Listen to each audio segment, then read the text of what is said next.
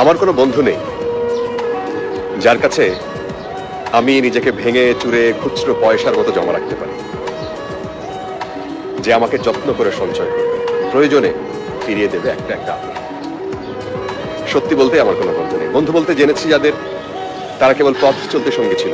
দূরের পথে ট্রেনে যেমন হয়, পাশের সিটে গল্প হয়, আড্ডা হয়, দুপেয়ালা লেবু চায়ের দাম মেটাতে আমি দিচ্ছি, যুদ্ধ হয়। সিগারেটের বাড়িয়ে দেওয়ার টুকরো ফুকে এই যে নিন ফোন নাম্বার, এদিকটাতে আবার এলে ফোন করবে, বলা শেষে অচেনা এক স্টেশনে উঠাও হয়।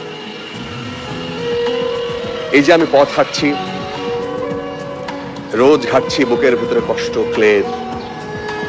এই যে আমি ক্লান্ত ভীষণ, বুকের ভিতরে জমছে কেবল দুঃখের মেদ, তবুও আমার নিজের কোনো বৃক্ষ নেই। প্রবল দহন দিনের শেষে যার ছায়াতে জিরোগো ভেবে ফিরে আসার ইচ্ছা হয়, তেমন একটা ছায়ার মতন, আগলে রাখা মায়ার মতন আমার কোনো বন্ধু নেই।